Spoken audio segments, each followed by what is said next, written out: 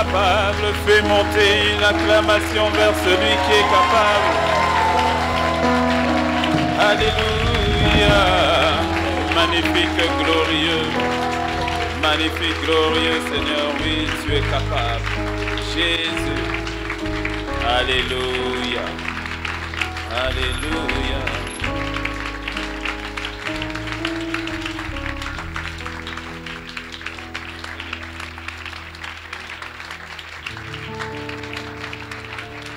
Élevé à la droite de Dieu,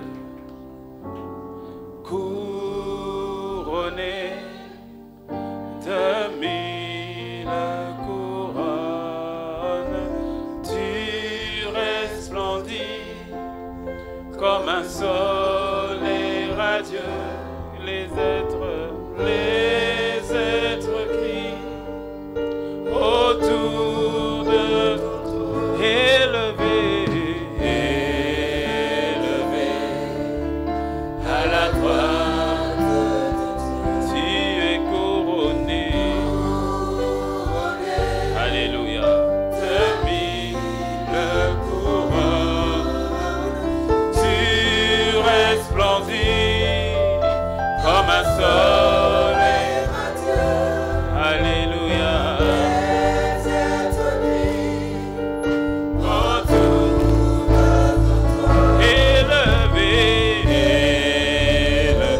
À la droite de Dieu, tu es couronné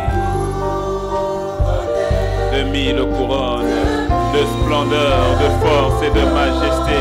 Tu resplendis comme un soleil radieux.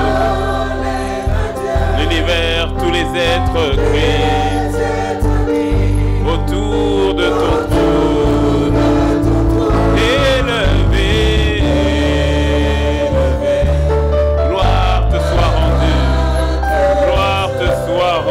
Jésus le Christ, le roi des rois, le roi de gloire, l'agneau de Dieu,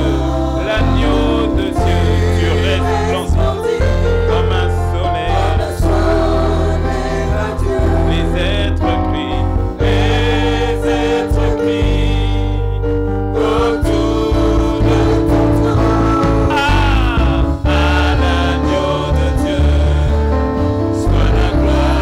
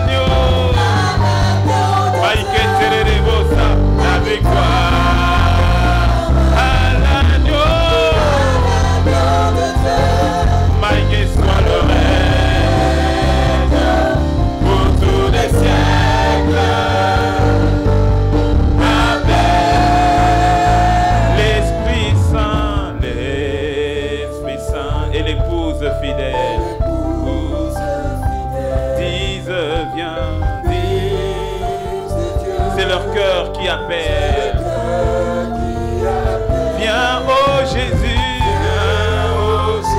toi l'époux bien-aimé. Alléluia, tous tes élus ne cessent de chanter. L'Esprit Saint et l'épouse fidèle, tous les deux en même temps disent, viens, disent, c'est leur cœur qui appelle. Viens, ô Jésus.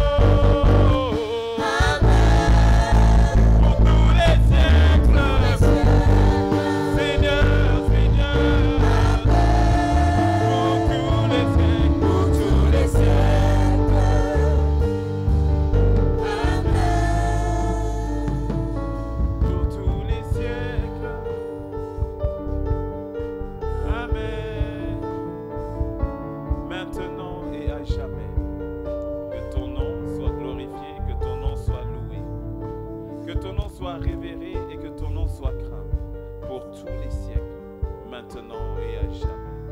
Nous te bénissons. Reçois l'honneur, reçois l'acclamation, reçois la gloire. Dans le nom de Jésus, dans le nom de sa majesté, dans le nom de Jésus. Merci pour ce temps, merci pour ce moment. Inspire-nous, dirige-nous. Dans le nom de Jésus. Nous te recevons, nous t'honorons, nous te respectons, nous te craignons et nous t'aimons. Merci Père. Merci Père. Dans le nom de Jésus. Amen, amen, amen. Avant de t'asseoir, salue 5 personnes que tu ne connais pas. 5 personnes que tu ne connais pas. Ensuite, tu peux prendre place.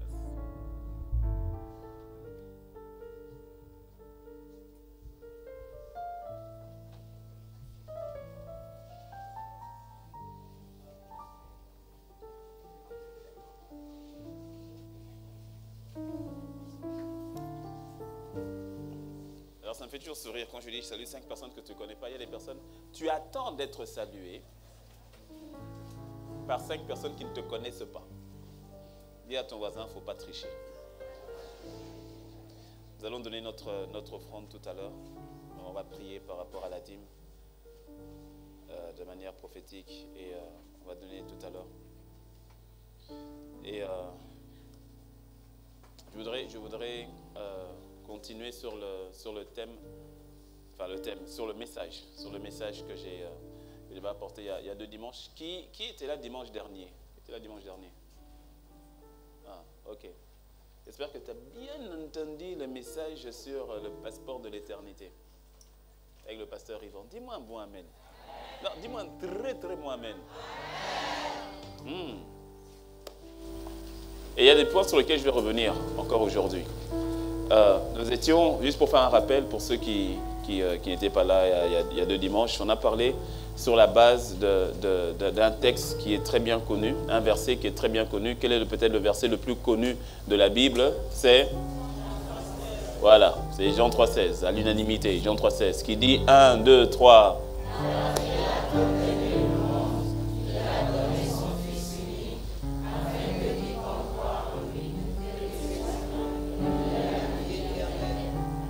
Amen. C'est un passage, si tu ne connais aucun passage par cœur, commence par celui-là. Ok. Car Dieu a tant aimé le monde qu'il a donné son Fils unique afin que quiconque croit en lui ne périsse point, mais qu'il ait la vie éternelle. Et donc nous avions parlé de ce passage en disant que le mot peut-être qui est le plus négligé dans ce passage, c'est le mot périr. Il y a beaucoup de mots importants dans ce verset, mais le périr, c'est peut-être celui qui est le plus vite sauté.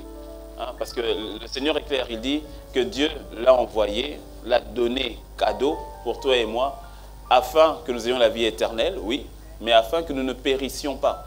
Et donc on a pris le temps de s'arrêter un peu, mais c'est quoi cette notion de perdition? Quand le Seigneur dit périr, qu'est-ce qu'il en est? Parce que s'il y a une vie éternelle, s'il y a le paradis, laisse-moi te dire qu'il y a une perdition, qu'il y a l'enfer. Et l'enfer est une réalité. Aujourd'hui, je ne fais que la suite. Je termine la deuxième partie du message qui était « Ne laisse pas périr la moisson, l'enfer est réel » ou l'enfer existe. Et je veux terminer la deuxième partie de ce message parce que l'enfer est une réalité. Je redis encore le contexte. Quand tu médites la Bible, il est bon de prendre toujours le texte dans son contexte. Et Jésus, lorsqu'il parlait, quand tu remontes quelques versets plus haut, versets 14 et verset 15 de Jean 3, il parle de Moïse. Il dit Moïse a élevé dans le désert un serpent d'airain. Il a élevé dans le désert le serpent d'airain. Et de la même manière que Moïse a élevé dans le désert le serpent d'airain, de la même manière, le Fils de l'homme doit aussi être élevé afin que quiconque croit en lui ne périsse point. Et lorsqu'on a vu l'histoire dans le désert, on a vu que le peuple avait péché contre Dieu et contre Moïse en murmurant. Et lorsqu'ils ont péché contre Dieu et contre Moïse, la Bible dit que l'Éternel relâcha les serpents brûlants. Alors tu vois, quand on dit que l'Éternel relâcha les serpents brûlants, il faut que tu comprennes une bonne chose. Parce que tu vois, parfois on a une mauvaise compréhension de Dieu. Il y a des personnes qui pensent que Dieu est schizophrène. Il te fait du bien, il te fait du mal, et puis il dit, je ne sais pas pourquoi je te fais du mal, je te fais du bien. Et puis quand tu fais du bien, il dit, non, je vais te faire du mal. Et puis je te refais du mal, je fais du bien. Et donc il y a des personnes qui pensent que Dieu est schizophrène. C'est-à-dire en lui, il y a comme quelqu'un qui veut taper et puis dire pourquoi j'ai tapé? Ah pardon, j'aurais pas dû taper. Et puis il tape. Non, il y a des papas qui sont schizophrènes. Il y a des mamans qui sont schizophrènes. C'est-à-dire, tu dis, aujourd'hui il est bien, puis demain il n'est pas bien. Et puis après, tu vois, il y a des parents, tu ne sais pas comment danser. Tu dis, tu le regardes, tu dis, il est comment aujourd'hui? On dit, on ne sait pas trop. Tu dis, oh, attendons voir. Il ne faut pas lui dire bonjour tout de suite. Donc tu cherches à voir s'il va sourire ou pas. S'il sourit, au moment tu dis, ok, il sourit, donc c'est bon. Mais s'il ne sourit pas, tu dis, suspect.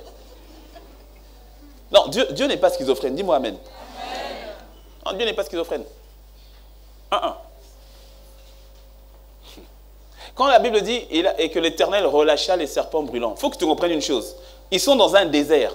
Et dans ce désert-là, il y a des serpents. Donc, au fait, il faut bien comprendre que si, jusqu'à présent, ils n'étaient pas mordus, c'est parce que Dieu les préservait. Dis-moi un bon amen. C'est que Dieu est en train de les préserver. Qu'est-ce qui a ouvert la porte aux serpents brûlants? Le péché. Écoute, Dieu est Dieu. Dieu est bon.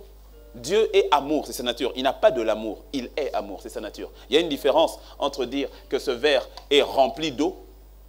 Dieu n'est pas rempli d'amour. Dieu, c'est l'eau. Il est amour, c'est sa nature. Dis-moi amen.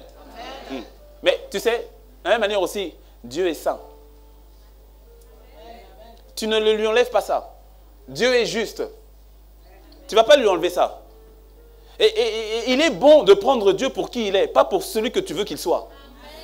Il est intègre à lui-même. Il est intègre. Et des fois nous le prenons un peu trop à la légère. On prend un extrême, on laisse l'autre, ou bien on prend l'autre. Non, Dieu est Dieu. De même la manière qu'il est amour, il est saint. Et sa sainteté, il ne joue pas avec. Il ne joue pas avec. Ils ont péché. Du moment qu'ils ont péché, ils ont ouvert la porte au serpent brûlant. Du moment où ils ont péché, ils se sont exclus eux-mêmes d'une grâce qui jusque-là agissait. Et les serpents ont commencé à mordre.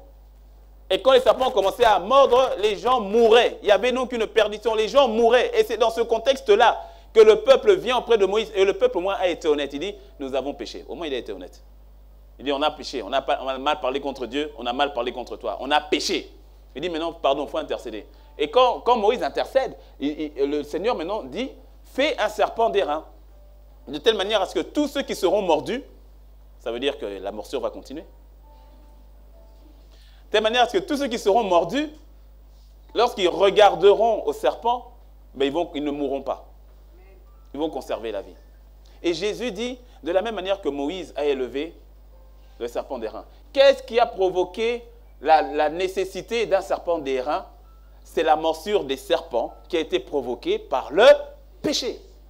De la même manière, Jésus doit venir et être élevé. Pourquoi? Mais parce que la morsure du premier serpent dans le jardin d'Éden a provoqué le péché qui a emmené la perdition. Jésus doit venir et être élevé sur la perche, ou encore sur le bois, ou encore sur la croix. Est-ce que tu me suis? Donc il est important de comprendre, et c'est ce point qu'il est tellement important de comprendre, que c'est le péché. Et Dieu l'a dit au serpent, dans Genèse 3, il a dit au serpent, il a dit, comme tu as fait cela, voici, je mettrai inimitié entre toi et la postérité de la femme. Celle-ci t'écrasera la tête et toi tu lui blesseras le talon. Donc à ce moment-là, Dieu annonce la venue de Jésus. Et là, il annonce la venue de Jésus. Dis-moi amen. Oui, c'est la venue de Jésus.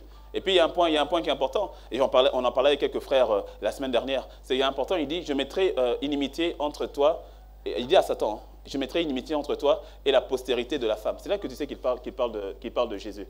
Il n'a pas dit entre toi et la postérité de l'homme. Il dit entre toi et la postérité de la femme. Alors que lorsqu'on parle de postérité, normalement, c'est l'homme. Tu me suis? Mais sauf qu'il dit qu'il était en train d'annoncer la manière dont Jésus allait venir sur terre. Il a dit, je ne passerai pas par un homme. Je passerai par la femme, mais pas par un homme. Joseph n'aura rien à voir là-dedans. Je vais utiliser juste Marie. Moi-même, je vais gérer. Ce ne sera pas l'homme. C'est pour ça qu'il dit la postérité de la femme. Il était en train d'annoncer. Satan n'avait rien vu venir. Il était en train d'annoncer, il dit, je vais venir sur terre, mais pas au travers de Adam que tu as corrompu. Ce ne sera pas la semence de Adam. Ce sera ma propre semence. Le Saint-Esprit viendra sur toi, Marie, il te couvrira de son ombre et tu enfanteras. Tu pourras concevoir un enfant au-dedans de toi. Est-ce que tu me suis? Mais qu'est-ce qui a provoqué ce miracle-là? Qu'est-ce qui a provoqué ce miracle-là? Qu'est-ce qui a nécessité, je veux dire, ce miracle-là? Le péché. C'est le péché. Donc Dieu n'est pas schizophrène. Dieu est Dieu. Dieu est Dieu. Lorsqu'on parle de quand tu comprends la terreur qu'est l'enfer, et je vais y revenir encore. Quand tu comprends la terreur qu'est l'enfer, c'est-à-dire la notion de perdition, au point où Dieu a dit non, il ne faut pas que quiconque périsse. Le périr là, c'est pas mourir de cancer, c'est pas ça. C'est pas mourir d'un accident, c'est pas ça. Le périr, c'est la perdition éternelle. Parce que Dieu n'a pas prévu l'enfer pour l'humanité. L'enfer était prévu pour Satan et ses démons. Dis-moi un bon amen. Amen. Malheureusement, des foules et des foules et des foules y vont. Plusieurs y vont. À cause du péché. Écoute, je répète, Dieu est Dieu. Il est Dieu. La croix de Golgotha te montre... Au fait, je suis en train de développer le premier point. J'ai que 2 points pour aujourd'hui. Le premier point, c'est-à-dire que quand tu es conscient de la notion de perdition, quand tu es conscient de la notion de l'enfer, premier point, tu dois avoir la haine du péché. Tu dois haïr le péché. Déjà même pour ta propre vie et autour de toi. Mais commençons déjà par toi-même. Tu dois haïr le péché. Quand tu es conscient de ce que c'est que l'enfer et de ce que c'est que la perdition, et que c'est à cause du péché que Jésus est venu. Jésus n'est pas venu te sauver de tes problèmes. Il est venu te sauver de tes péchés. Et ça, beaucoup doivent le comprendre. Il est venu te sauver de tes péchés, pas de tes problèmes. Jésus n'est pas allé à la croix pour que tu aies une plus grosse voiture. Dis-moi un bon amen. Jésus n'est pas parti à la croix pour que tu aies une promotion dans ton emploi qui demain va t'énerver. Parce que des fois on appelle bénédiction ce qui n'est pas une bénédiction. Tu as prié pour la voiture, maintenant quand tu as la voiture, maintenant tu pleures à cause de la facture du garagiste. Tu as prié pour la promotion, tu as la promotion, maintenant quand tu as la promotion, maintenant tu pleures parce que la promotion, ton patron te fatigue. Tu as trop de boulot, tu es trop fatigué. Mais des fois on appelle bénédiction ce qui n'en est pas une. Dis-moi un bon amen. Et Jésus n'est pas parti à la croix, il n'a pas versé son sang, il n'a pas connu 40 coups moins 1, il n'a pas connu la couronne d'épines, il n'a pas connu les clous dans les mains et dans les pieds pour que tu aies une nouvelle garde-robe. Non, parlons peu, parlons bien. Il n'est pas parti à la croix pour ça. Non, ce n'est pas pour ça. C'est pas pour ça. Or, beaucoup viennent à Jésus pour ça.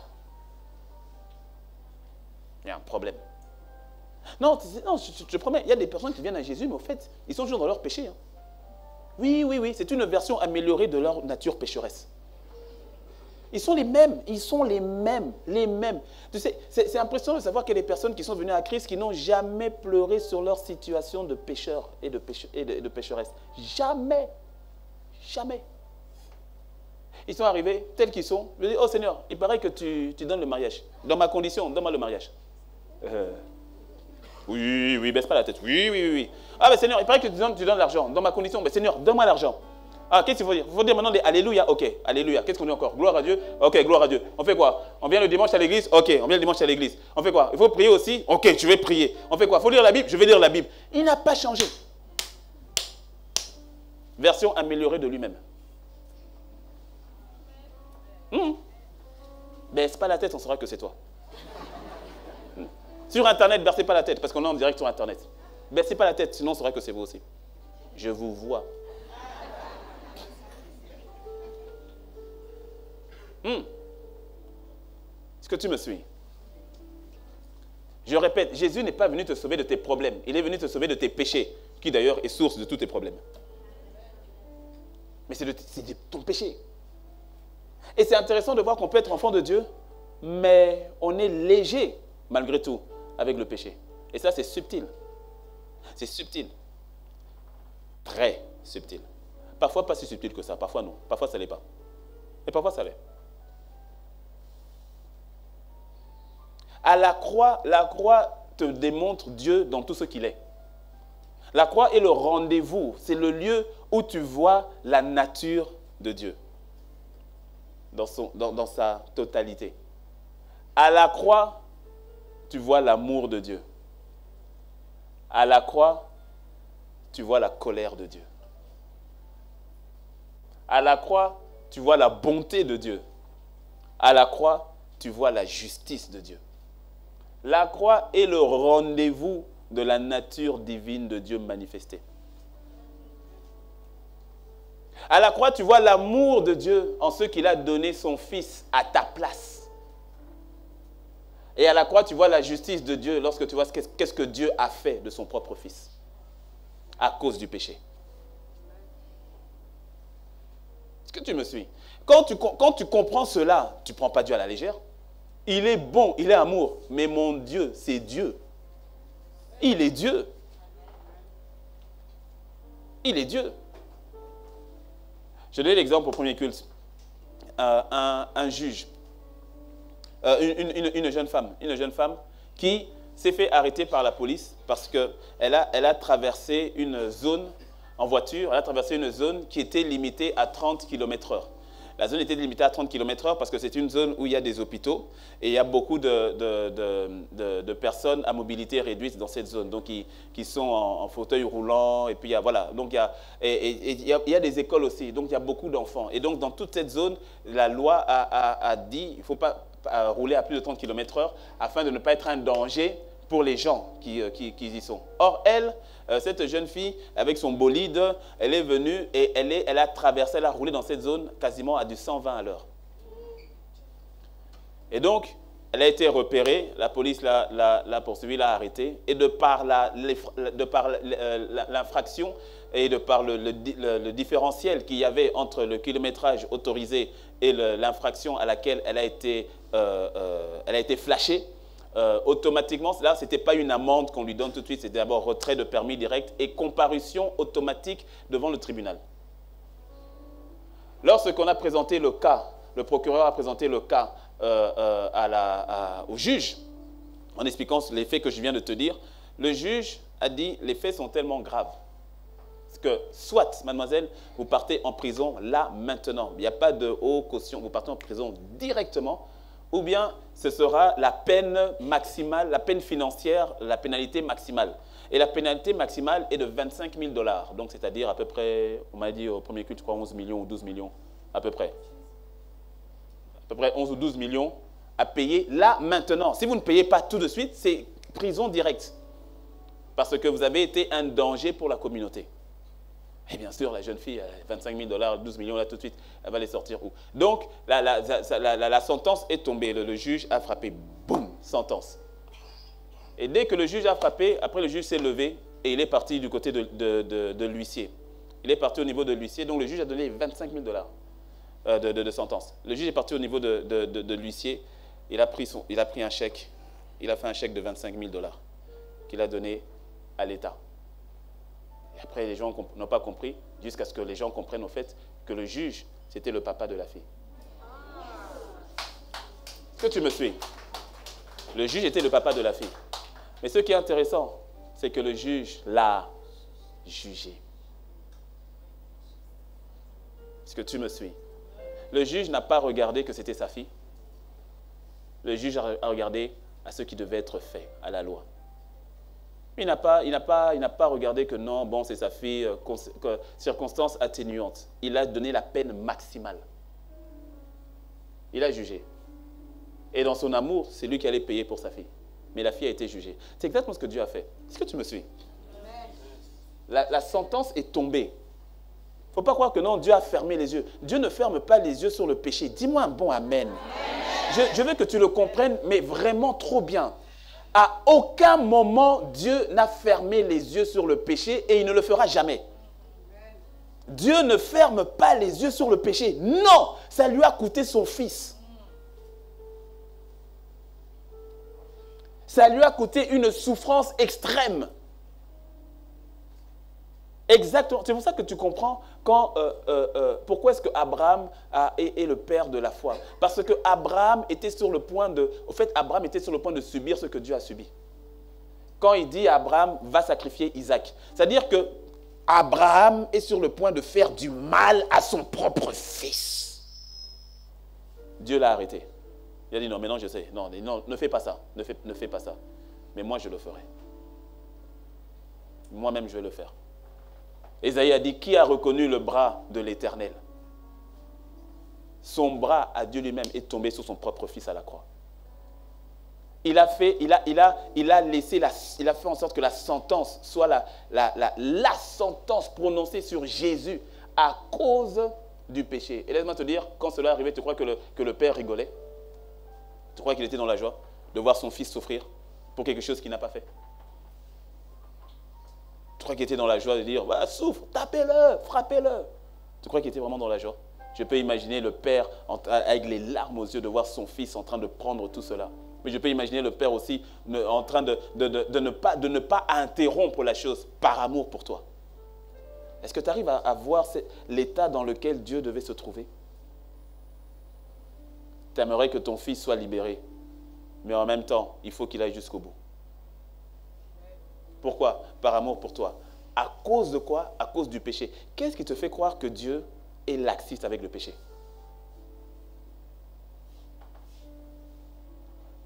Hein? Hein?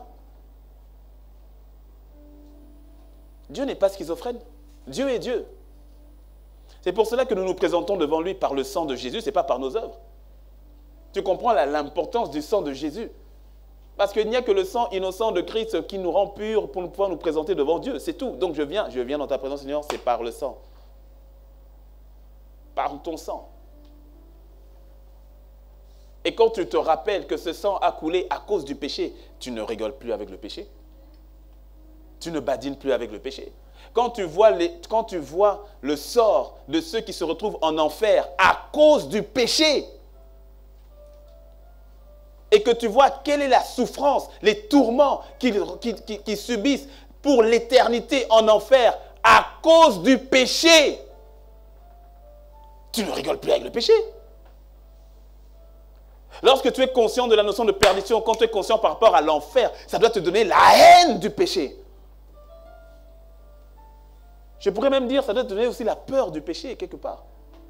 De voir que, mais ce poison-là est dangereux. Ce péché de mensonge-là est dangereux. Ce péché d'impudicité-là est dangereux. Ce péché de vol, ce péché de jalousie est dangereux. Ce péché de manque de pardon est dangereux. Quand tu vois où est-ce que ce péché emmène, mais c'est dangereux. J'ai jamais vu quelqu'un dire, non, ce n'est qu'un peu de poison, prenons, buvons, ça va aller. Jamais. Dès qu'on te dit que c'est du poison, tu n'as pas besoin de savoir quelle est la quantité. C'est la nature même de ce que c'est qui dit, ah non, j'y touche pas. Mais comment ça se fait qu'il y en ait certains au fond de Dieu qui disent, non, ce n'est qu'un peu de poison. Mais qu'est-ce qui t'arrive? Qu'est-ce qui t'arrive? Qui t'a séduit? Qui t'a embrouillé? Ce n'est qu'un simple péché. Va poser la question, écoute, il faut poser la question à ceux qui se retrouvent en enfer en disant, non, mais je n'ai pas le droit d'être ici. Et ça, tu vois, c'est quand tu parles à des personnes. Parce que le point 2, je peux déjà annoncer le point 2. En fait, le point 2, c'est la connaissance, le fait d'être conscient que l'enfer existe doit nous pousser à aller évangéliser. Et en particulier ceux qui sont autour de nous. Et donc, je vais parler du point 1 et du point 2 en même temps. Mais là, je reviens quand même sur le point 1, par rapport au péché. Mais tu sais, quand tu parles avec des personnes qui disent, non, moi, de toute façon, je ne suis pas quelqu'un de méchant. Oh, ben moi, je suis pas, moi, j'ai rien fait. Moi, je n'ai jamais fait de mal à quelqu'un comme tel. Il faut t'arrêter, tu dis, bon, ok, est-ce que dans ta vie, il t'est arrivé de mentir ne fût-ce qu'une fois? Est-ce qu'il t'est arrivé d'insulter ne fût-ce qu'une fois? Est-ce qu'il t'est arrivé de voler ne fût-ce qu'une fois? Est-ce qu'il t'est arrivé d'avoir des pensées impudiques ne fût-ce qu'une fois?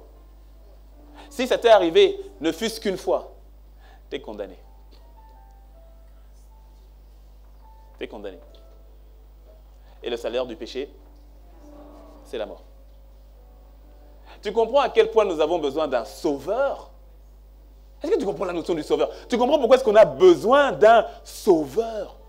On a besoin d'un sauveur parce que de nous-mêmes là, on serait condamnés. condamné. Parce que le salaire du plus petit péché ou du plus grand péché, ça demeure la même mort. À quel point nous avons besoin d'un sauveur. Alors la plupart, quand c'est comme ça, quand tu parles avec des personnes comme cela, elles se disent, non, de toute façon, moi je suis pas une mauvaise personne pour ne pas me retrouver en enfer. Mais le problème, mon frère, tu dois dire, c'est pas question de bonne ou de mauvaise personne. Il n'y a que Jésus qui sauve. Ça, c'est un. Et puis tu dis bonne personne, mais par rapport à quoi? Par rapport à quel baromètre? Quel est ton baromètre de sainteté? Quel est ton baromètre de justification pour te dire que tu es une bonne personne? Parce que si tu dis que tu es une bonne personne, assure-toi d'être sur le baromètre de Dieu. Et quand tu te mets sur le baromètre de Dieu, tu verras que monte, descend, tu demeures une mauvaise personne. Monte et descend, tu vas voir que tu n'es pas arrivé, que tu ne passes pas. C'est pour ça qu'on n'est pas sauvé par les œuvres. Nous ne sommes pas sauvés par nos œuvres, nous sommes sauvés par la foi en Jésus. Et la foi en Jésus est une foi active. Quiconque est sauvé par la foi, quiconque croit en Jésus, ça se voit, ça s'entend. Ce n'est pas une prière que tu as faite un jour en disant, bon, j'ai récité la prière du pasteur et je continue à vivre ma vie comme je le veux. C'est que tu n'as pas compris que le salut est venu parce qu'il y avait un problème de péché. Parce qu'une personne qui dit, j'ai fait la prière du salut et qui vit dans le péché n'a rien saisi. Il n'y a pas de repentance. Tu comprends pourquoi Pierre dit, lorsqu'il fait la première prédication à la Pentecôte, à la première prédication, quand on lui demande, homme frère, que devons-nous faire? Il n'a pas fait la prière du salut.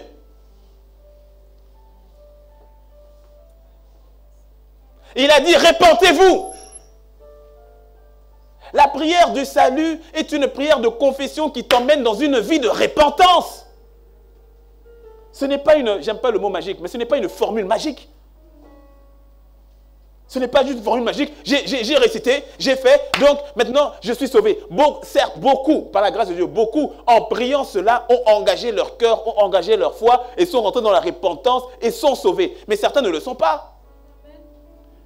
Parce qu'ils demeurent dans une vie de péché.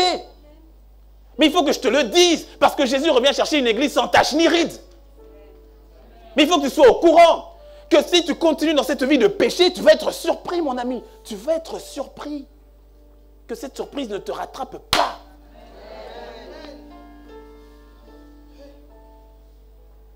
Dis-moi un bon amen. Le pasteur Yvan nous l'a dit, la notion du passeport pour l'éternité. Beaucoup vont venir, ouais Seigneur, j'ai fait ça pour toi. Ouais Seigneur, j'ai guéri. Seigneur, j'ai prophétisé. Et après, quand tu as fait ça, tu l'as fait avec la force de qui? Tu l'as fait avec la puissance de qui? Tu l'as fait avec la capacité de qui? Rappelle-toi, le pasteur Yvan l'a dit, être utilisé par Dieu ne veut pas dire être agréable à Dieu. Ce n'est pas la même chose. Tu peux être utilisé par Dieu, mais tu ne lui es pas agréable.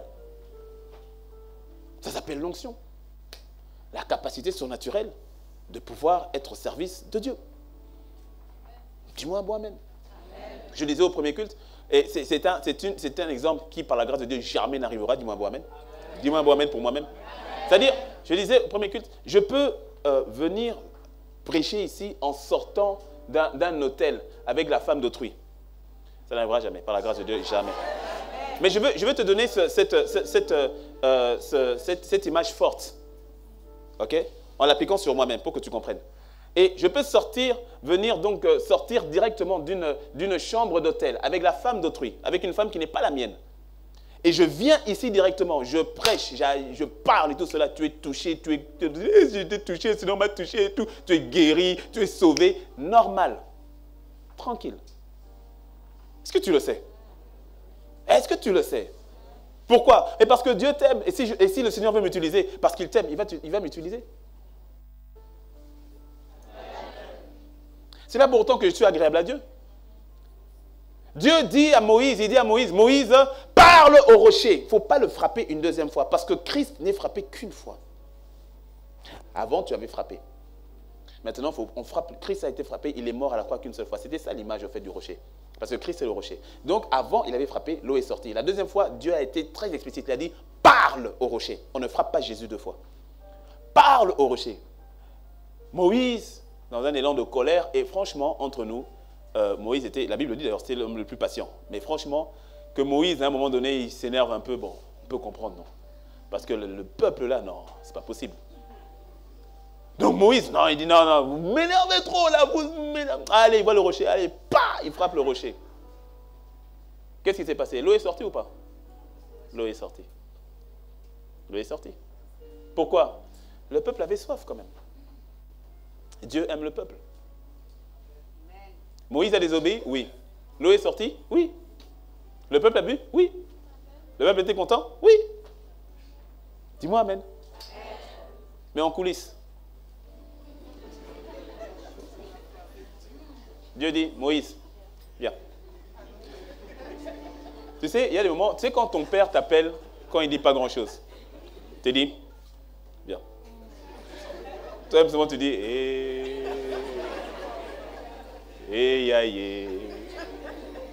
Tu fais ton testament à tes frères et sœurs. Vraiment, c'est, prenez mon jouet ici, je vous donne mon jeu vidéo ici. Au revoir.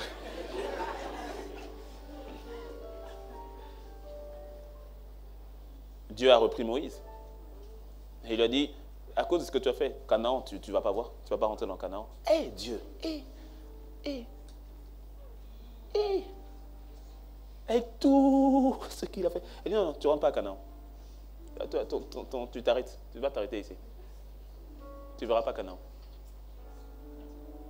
Non, rigole pas avec Dieu. Hein. Faut pas le blaguer. Tu le prends tel qu'il est. Tu prends tout ce qu'il est. Tu ne prends pas une partie qui t'arrange et puis tu jettes l'autre. Non, tu prends tel qu'il est. Il est amour, il est juste. Douce présence, une douce présence, et c'est un feu dévorant. Quand tu es conscient de ce qui arrive à ceux qui se retrouvent en enfer à cause du péché, tu dis, ah non, tu ne peux pas rigoler, tu ne peux pas rigoler avec le péché. Ah, tu ne peux pas. Tu ne peux pas. Ceux qui disent, oui, ils sont bons et tout cela. Mais je reviens sur quel est leur baromètre de sainteté. Je vais donner cet exemple. Là, il y a un jeune enfant qui était dans les montagnes, qui est parti en vacances dans les montagnes et, avec sa famille. Et puis, il regardait par la fenêtre et il a vu le troupeau. Donc, il y avait un troupeau de moutons. Mais la verdure où ils étaient, c'était sale. Ce n'était pas très propre. Donc, tu avais des herbes. C'était un peu sale, la verdure un peu compliquée. Mais la présence des moutons, les moutons, eux, avec leur laine blanche et tout, ça faisait un magnifique contraste parce que les moutons étaient vraiment blancs, même si autour c'était sale, mais les moutons étaient vraiment blancs. Et donc la blancheur, la beauté des moutons, c'était faisait un beau contraste. Il allait dormir et puis le lendemain, il a dit il veut repartir pour aller voir les moutons. Sauf que pendant la nuit, il a neigé. Il a neigé. Et donc, il a neigé partout. Donc, au point où la verdure, tu ne la voyais plus, il n'y avait que de la neige partout. Et quand il arrive le matin, tout à coup, ce qu'hier, il disait, était tellement blanc, tellement beau, en parlant des moutons, à cause de la blancheur de la neige, il a trouvé que les moutons étaient sales.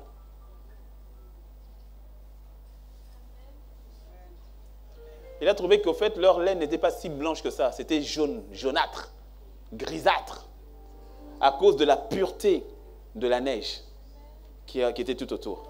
Sur quel critère est-ce que tu dis que tu es bon? Sur quel critère est-ce que les autres... Et là, c'est quand surtout tu parles avec des personnes qui ne connaissent pas Dieu. On dit, non, moi, je suis une bonne personne. Mais sur quel critère? Par rapport à qui? Par rapport à quoi? Tous ont péché et sont privés de la gloire de Dieu. Tous. Il n'y a de salut qu'en Christ Jésus. Pas dans les bonnes actions. Et quand tu es conscient de la notion de l'enfer, mais tu ne fermes pas les yeux parce qu'il y a une autre forme de séduction. Et là, je viens au point 2. Il y a une autre forme de séduction qui consiste au fait à ne pas avoir une urgence de parler de Jésus à ceux qui sont bien, entre guillemets, autour de nous. À ceux qui sont bien, à ceux ils ont déjà leurs moyens. Ce sont des personnes gentilles, des personnes éduquées, des personnes qui font du bien, des personnes qui nous aident. Et puis j'entends cette séduction dans les langages. Séduction. Qui en arrive à des fois à dire « Ah, non, lui alors, il est même mieux que la plupart des chrétiens là. Non, lui c'est quelqu'un de bien. Quelqu'un de bien. Même les chrétiens, ils ne font pas ce que lui il fait. Non, lui c'est quelqu'un de bien. » Mieux vaut avoir un né de nouveau qui se bat avec ses défis, mais qui a la foi en Christ. que quelqu'un qui ne connaît pas Christ et qui a toutes les meilleures valeurs et les meilleures vertus du monde. Est-ce que tu me suis? Et donc, des fois, on va juger que certaines personnes n'ont pas besoin du Seigneur comme tel. Des fois, ce sont des... En fait, ça m'énerve, mais ça ne m'énerve pas contre les gens. Avant, ça m'énervait contre les gens, mais sinon, on m'a dit, mais ce n'est pas les gens. Le véritable ennemi, ce n'est pas eux, c'est celui qui tire les ficelles derrière. Et des fois, ça m'énerve. C'est-à-dire, tu vas voir les personnes qui vont rester simplement sur ces aspects-là en disant, mais non, lui, c'est quelqu'un de bien. Et puis lui, non, franchement, et ils en arrivent à croire, non, franchement, lui, on va se retrouver au ciel. Non. Non. Non, non, je te dis non, non. Non. Je me souviens quand j'étais adolescent, je devais avoir 14-15 ans, et il y avait le chauffeur de mon père qui était chrétien. Et un jour, il me conduisait, et puis il me disait, non, il t'ai dit, tu es quelqu'un de bien. Il me dit, tu es quelqu'un de bien, tu es vraiment un enfant qui est bien, franchement, tu as un bon comportement, tu as un bon caractère, tu n'es pas un enfant à problème. Tu n'es pas un enfant à problème. Quand il disait ça, moi j'étais content, je dis oui. Mais il me dit, mais tu as besoin de Jésus. Je dis, voilà, il repart dans ces trucs de religion, là, il me fatigue. Mais il dit, mais tu as besoin de Jésus. Tout ça, c'est bien. Au fait, il me dit, ce qui te manque d'essentiel, c'est Jésus. Et il avait raison. Moi, à cette époque, je dis, mais non, moi, j'ai dit, mais vraiment, lui-même, il a dit, et puis lui-même, il est en train de démolir ce qu'il a dit. Il a dit, je suis quelqu'un de bien. Lui-même, il a dit, je ne fais pas des problèmes. Mais il avait tout à fait raison. Il avait complètement raison. Quand tu réalises la portée de la perdition ou la portée de l'enfer, ça te donne une urgence. Ça t'ouvre les yeux par rapport à ceux qui sont autour de toi. Est-ce que tu me suis?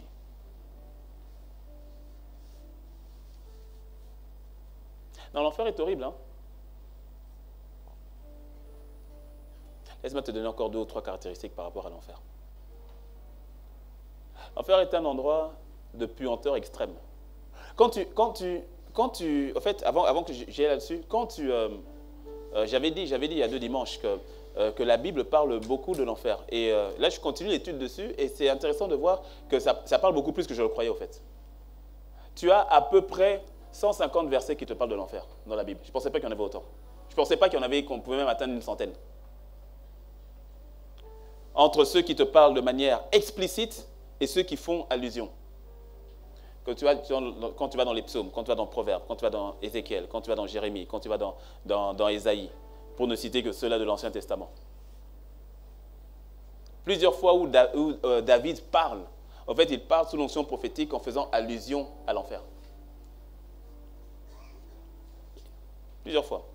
Je prends par exemple le psaume 11.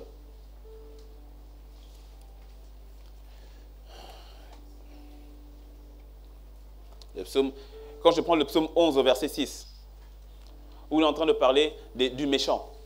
Il fait pleuvoir sur les méchants des charbons, du feu et du soufre, un vent brûlant. C'est le calice qu'ils ont en partage. C'est une image de la GN. Il fait pleuvoir des charbons, du feu et du soufre. Et un vent brûlant. C'est-à-dire une atmosphère de chaleur extrême. Un vent brûlant, c'est-à-dire le vent... si tu es déjà allé dans un pays froid, tu dois connaître ce que c'est que le vent glacial. C'est-à-dire le vent, le vent, il te tape, quoi. Quand tu sors, tu es presque gelé. Mon père me racontait, la première fois ils sont allés en Russie. Ils sont allés en Russie, mais pendant le temps d'hiver. Là, c'est la Russie, c'est la Coupe du Monde, c'est l'été, il fait chaud, il n'y a pas de problème.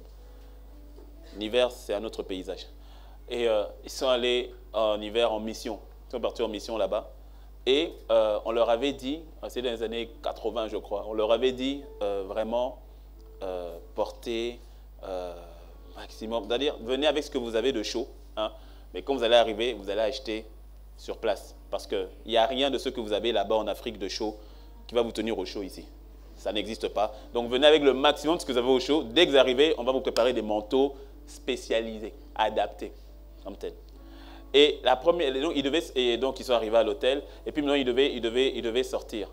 Et quand ils devaient sortir, bon, lui avec d'autres collègues se sont vraiment mis, bon, tout ce qu'on leur a donné, les cagoules et tout cela. Ils ont tout mis. Les moufles et tout. Et puis il y avait un des collègues, tu sais, c'est souvent le plus yéyé, celui qui, laisse tomber les cagoules là, c'est quoi là, c'est n'importe quoi. Mon père a dit, moi, je mets seulement. Donc les autres, ils ont mis, mais lui, il n'a pas mis. Il a juste mis manteau. Il ne voulait pas mettre cagoule, il ne voulait pas être comme, il ne voulait pas. Et puis donc, ils sont allés au petit déjeuner, ils ont mangé, ils ont parlé et tout. Et puis quand ils devaient sortir, ils parlaient là, Et donc c'était les portes, tu sais, coulissantes là, automatiques. Et puis quand il parlait, et donc il rigolait. Il rigolait. Quand ça s'est ouvert, la lèvre s'est fendue.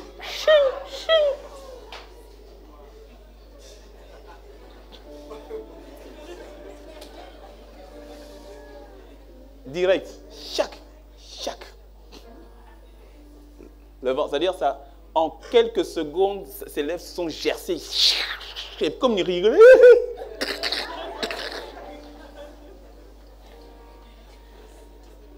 Non, il y a, tu vois, là, on parle de vent glacial. Là, il y a des vents compliqués. En enfer, c'est dans l'autre sens. C'est des vents qui te brûlent.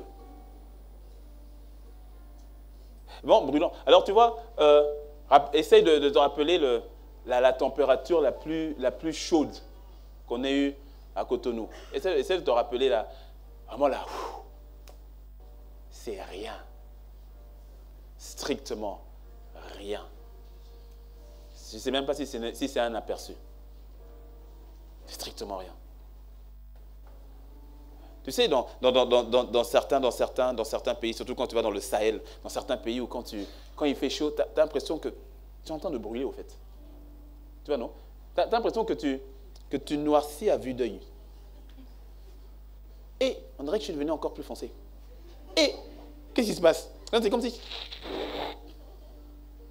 Il y a certaines températures dans certains déserts où si tu casses un œuf, tu vois l'œuf en train de te faire une... Oui. Tu n'as pas besoin de réchaud au gaz. Non. Live. Pac.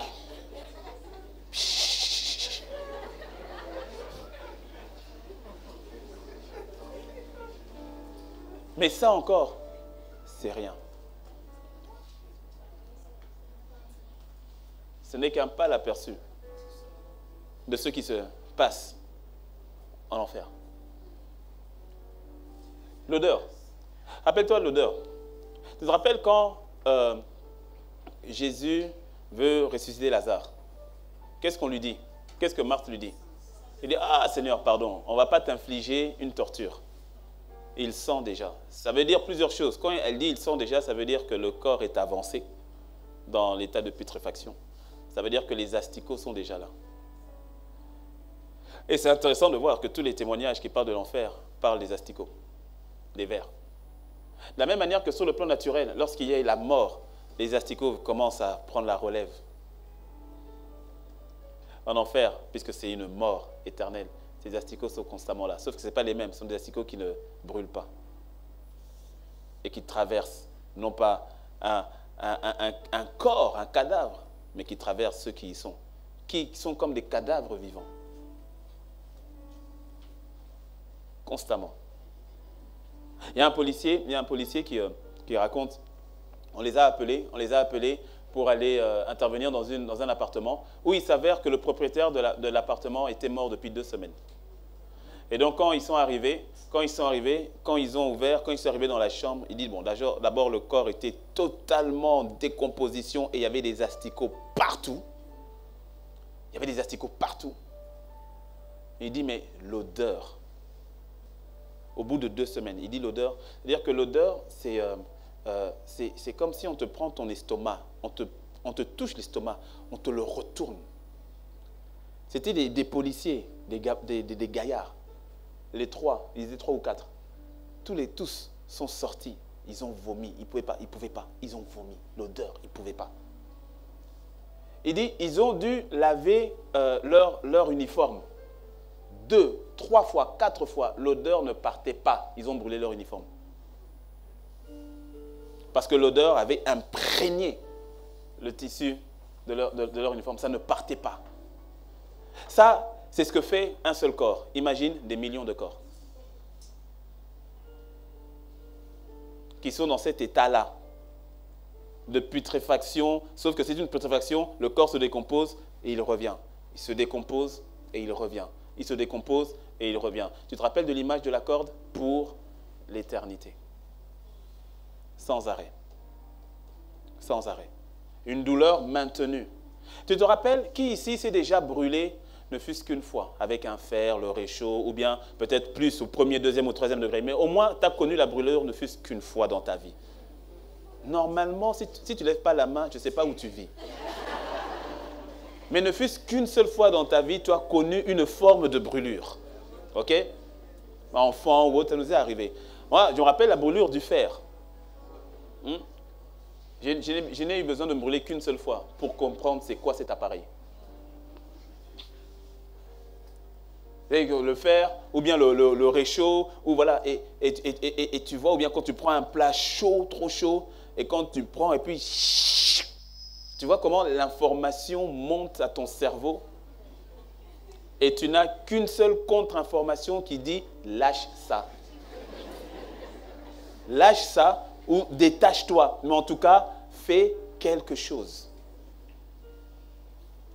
T'imagines, tu te rappelles quand tu essayais de le faire, quand tu te repassais et puis ça a pris, ça n'a fait que quelques secondes. Sauf que là, imagine que le fer, il est là comme ça, quoi. Et on ne te le retire pas. On ne te retire pas. On le laisse. Il est là. Tu ressens parfaitement cette douleur, mais elle ne part pas. Et elle ne s'arrête pas. Et ce n'est pas simplement sur ta main, c'est sur ton corps. Cette douleur, un vent brûlant. Et ça ne part pas. Constamment. Allier tout cela avec la puanteur, avec l'odeur, à l'appartement, à la maison, on était à Paris avec Apénadine. On nous a c'était il y a 3 ans. On nous a fait savoir qu'au fait, notre voisin de palier était décédé. J'ai dit, ah bon? Ah oui, notre voisin de palier est décédé. Et puis on nous raconte, on dit, mais au fait, on l'a su parce qu'il commençait à avoir une odeur bizarre dans le couloir. Il était décédé depuis 3 jours. Et l'odeur commençait à sortir de son appartement. Une odeur bizarre. Donc pendant plusieurs jours, on pensait qu'il y avait soit des rats ou un animal qui était mort, un chat qui est mort quelque part dans l'appartement. Et c'est l'odeur qui... Et rien que cette odeur-là mettait les gens mal à l'aise. Mal à l'aise. Et là, c'est une odeur qui est là constamment. Constamment. La Bible dit que l'enfer est un endroit où il n'y a point de repos. Apocalypse 14, versets 10 et 11 dit, « Il boira lui aussi du vin de la fureur de Dieu, versé sans mélange dans la coupe de sa colère, et il sera tourmenté dans le feu et le soufre, devant les saints anges et devant l'agneau. Et la fumée de leur tourment monte au siècle des siècles, et ils n'ont point de repos, ni jour, ni nuit. » Et ils n'ont point de repos, ni jour, ni nuit. Il n'y a pas de repos. Je le disais la dernière fois, si comme moi, il t'est déjà arrivé plus d'une fois de faire 24 heures de suite sans dormir, tu sais que le fait de ne pas dormir est une torture. Ceux qui sont dans le corps médical, les infirmiers et autres connaissent très bien ça, ce rythme-là. Où tu as juste besoin de dormir. Alors, je veux que tu te rappelles cet état d'extrême fatigue où tu veux simplement dormir. Mais cet état-là, il est constamment. Constamment. Aucun repos, aucun répit. Aucun répit. La Bible dit que c'est un lieu de tourment. Tu le lis dans Luc 16, avec l'histoire que le Seigneur donne par rapport aux riches et aux méchants riches, il faut bien préciser, parce que ce n'est pas le fait qu'il soit riche, c'est pas parce qu'il était riche qu'il était en enfer. La richesse ne t'emmène pas en enfer comme tel. C'est le méchant riche, c'est-à-dire que son cœur n'y était pas.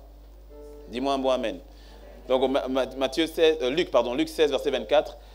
Donc le méchant riche s'écria, « Père Abraham, aie pitié de moi, aie pitié de moi, et envoie Lazare pour qu'il trempe le bout de son doigt dans l'eau et me rafraîchisse la langue. » Pourquoi est-ce qu'il fait cette demande-là? Parce qu'en enfer, il n'y a point d'eau. Tu te rappelles de ce moment où tu étais déshydraté, où tu ne voulais qu'une seule chose, c'était de boire. Mais tu es dans cet état constamment. Constamment. Et c'est intéressant de voir que la chose qu'il demande, c'est l'eau. C'est l'eau. Et il ne demande même pas un verre. Il demande une goutte d'eau. Même pas un verre. C'est-à-dire que j'ai juste besoin d'être rafraîchi.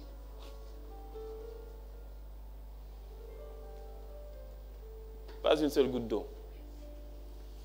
Parce que l'eau, ça représente la vie. Et il n'y a pas de vie en enfer.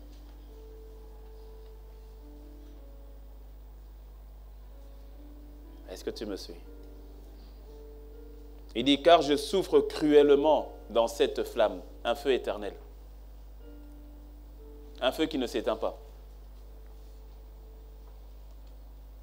Un feu qui te brûle constamment. Et cet endroit est plus que réel. Et tu n'as pas envie d'y aller. Et tu n'as pas envie que ceux qui sont autour de toi y aillent non plus. Tu n'as pas envie.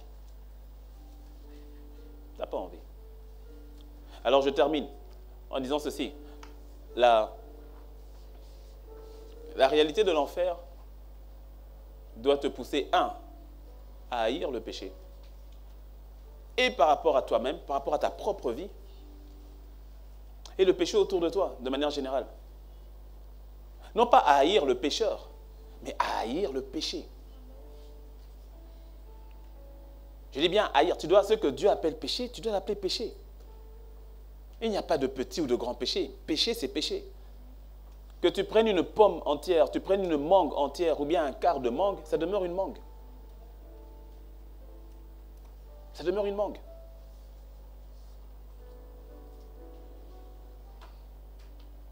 Tu ne peux même pas être dans la... Et j'insiste sur le mot tolérance, dans la tolérance du péché. Non, bon, ça c'est pas si grave. Bah, je mens un peu, bon, c'est pas si grave.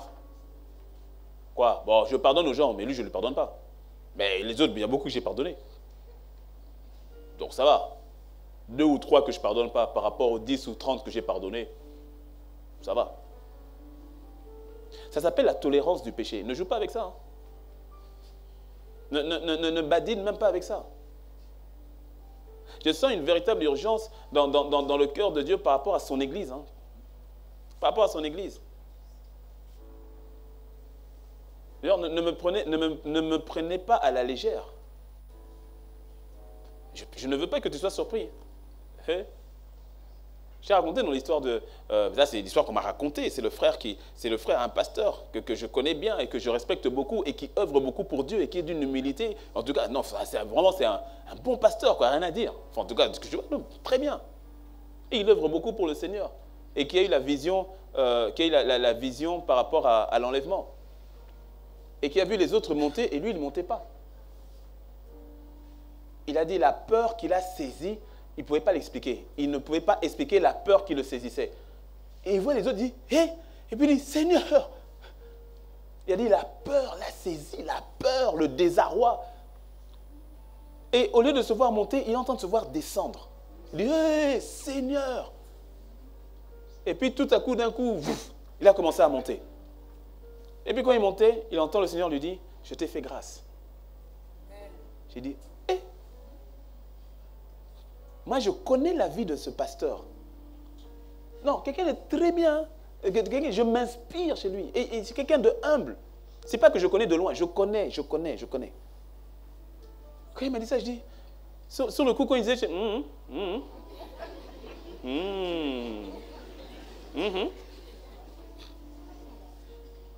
Ah. Après, quand tu es tout seul, tu dis, Seigneur. Ah bon? Ah, il y a peut-être des choses qu'on prend pour acquis qui ne le sont pas.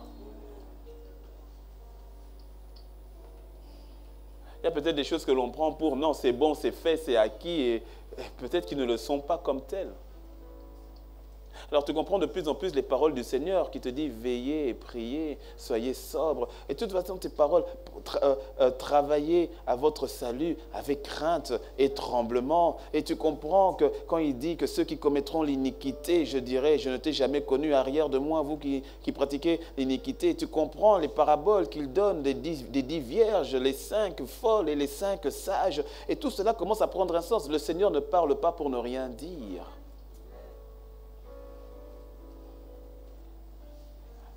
Alors tout à coup, tu commences à remettre un peu de l'ordre dans ta marche avec le Seigneur. Quand tu entends des témoignages où on te dit qu'on a vu certaines personnes qui servaient Dieu, qu'on a vu en enfer, tu commences à te poser des questions. Tu dis... Alors tu commences à comprendre pourquoi est-ce que Paul dit « Je trute durement mon corps, parce que moi-même qui prêche, je n'ai pas envie d'être rejeté en ce jour-là. » Alors tu vois, tu ne veux plus essayer de te dire « Bon, le rejeté, là, c'est quoi ?» Non, dis non, je ne veux pas trop savoir, je veux simplement traiter durement mon corps. Être rigoureux avec moi-même, ne pas laisser ma chair me conduire là où elle veut me conduire. Je n'ai pas envie de géopardiser, c'est-à-dire de jouer au loto avec ma vie parce que je n'en ai qu'une seule. Et que ma vie est très importante parce que Jésus a donné la sienne pour la mienne. Et que la vie de Jésus est inestimable et pourtant il a donné sa vie pour la mienne. Ça veut dire que ma vie est importante. Si toi tu ne vois pas que ta vie est importante, il y a un problème. Parce que Dieu sait qu'elle est importante, Satan aussi sait qu'elle est importante. Alors comme je vois que la valeur qui a été donnée à ma vie, c'est la valeur de celle de Jésus, donc je prends ma vie au sérieux. Et je ne tolère pas le péché. Et je demande la grâce du Seigneur pour haïr le péché. Haïr le péché dans ma propre vie. Et haïr le péché autour de moi. Et ça m'emmène à être de plus en plus conscient qu'il y a une notion d'urgence. Parce que tu vois, j'ai cherché dans la parole, d'où au fait vient exactement l'expression « gagner les âmes », « gagneur d'âmes ». Et on peut le voir à plusieurs reprises, parce que quand Jésus dit « allez et faites de toutes les nations des disciples, les baptisant au nom du Père, du Fils et du Saint-Esprit, les enseignant tout ce que je vous ai prescrit », il y a cette notion donc de gagner au fait, de gagner les nations pour le Seigneur. Et puis Paul le dit très bien dans 1 Corinthiens 9, verset 20, lorsqu'il dit que j'ai été juif avec les juifs afin d'en gagner quelques-uns. Je vais le lire pour toi. Dans 1 Corinthiens 9 au verset 20, il dit avec les Juifs, j'ai été comme Juif afin de gagner les Juifs. Avec ceux qui sont sans la loi, comme étant sans la loi, afin de gagner ceux qui sont sans loi. Ceux qui étaient sous la loi, je me suis fait comme si j'étais sous la loi, afin de gagner ceux qui sont sous la loi. Verset 22. J'ai été faible avec les faibles, afin de gagner les faibles. Je me suis fait tout à tous, afin d'en sauver. De toute manière, quelques-uns.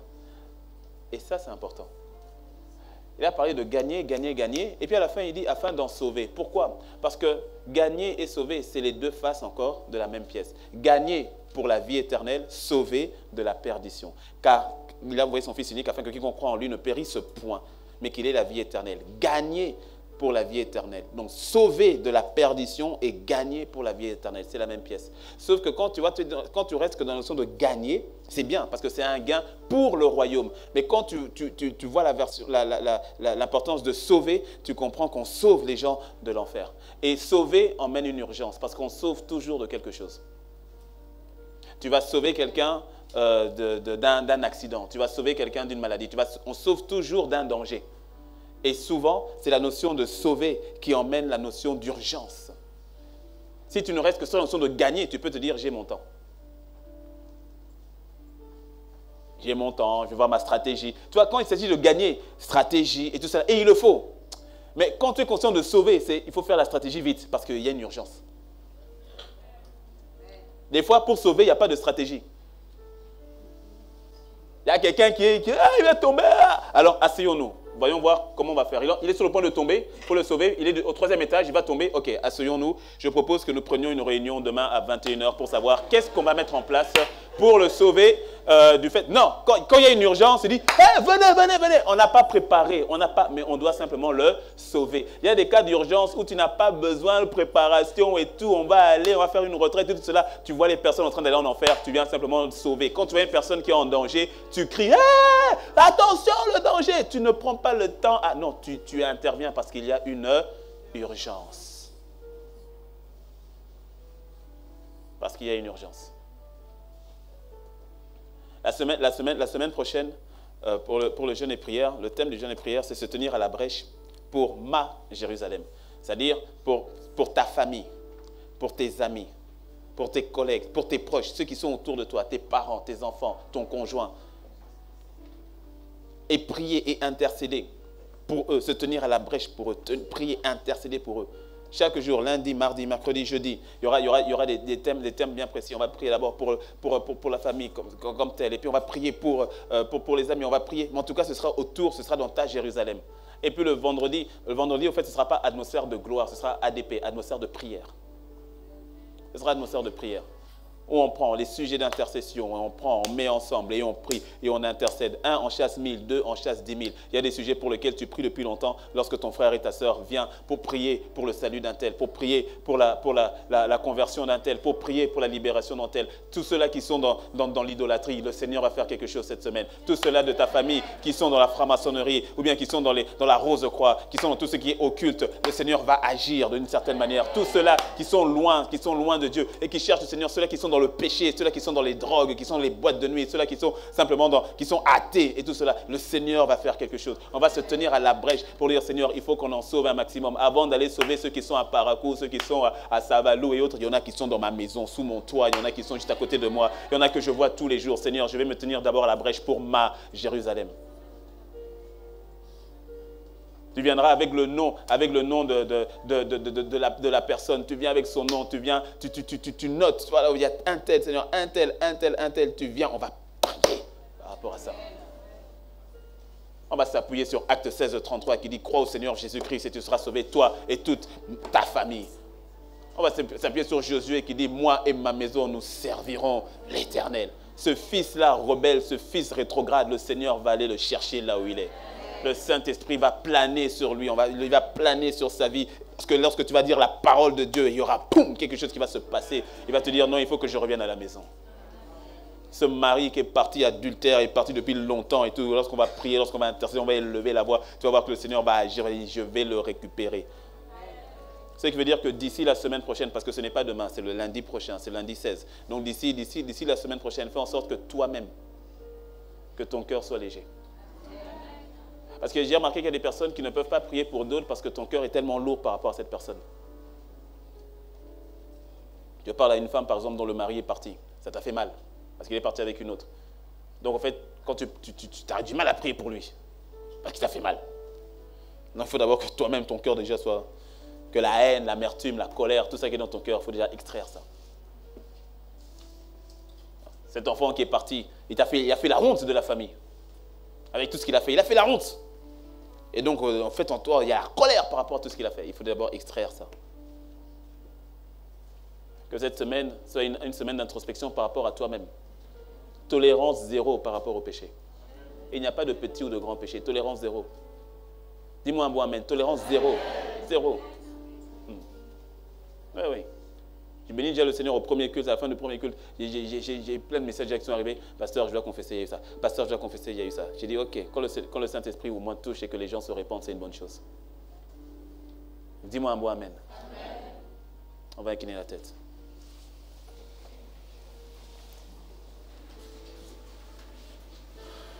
Alléluia.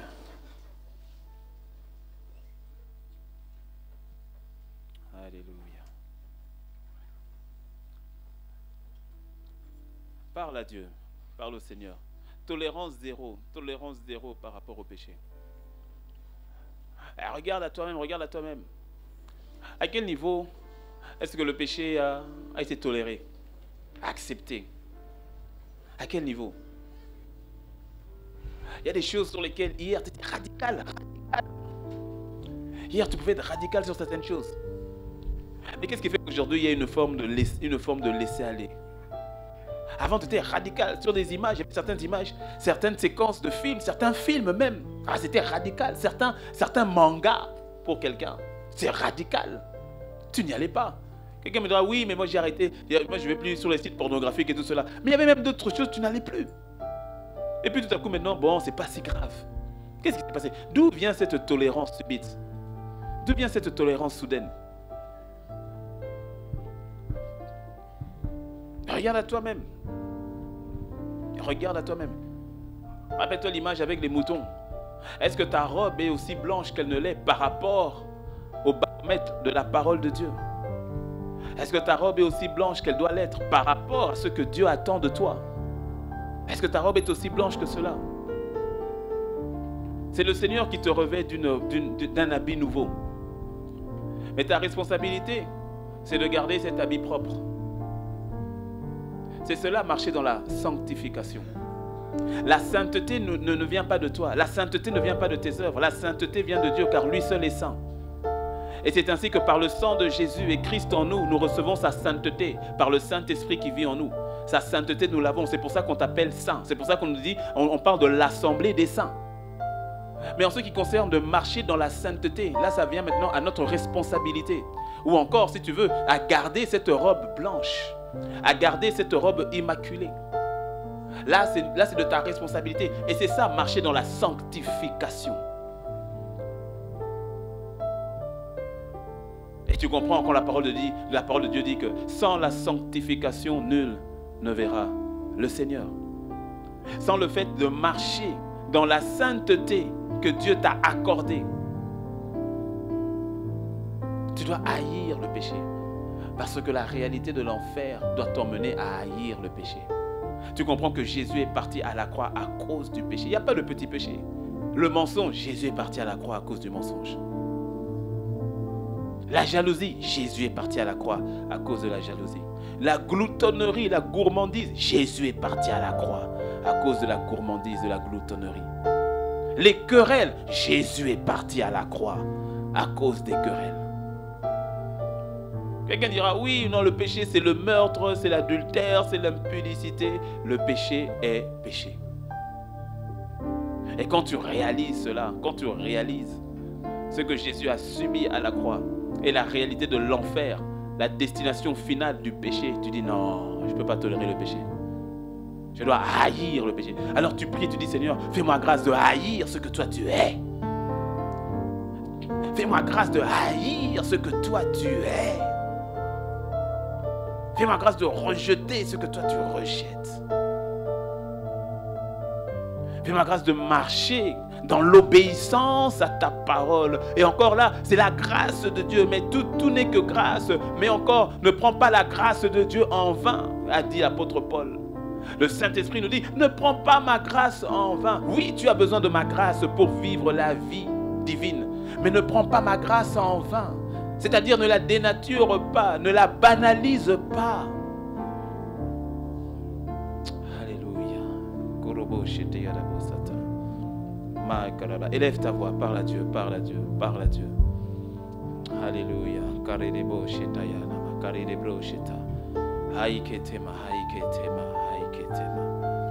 Seigneur, nous refusons de prendre ta grâce en vain. Nous refusons, Seigneur, d'être tolérants avec ce que toi tu ne tolères pas.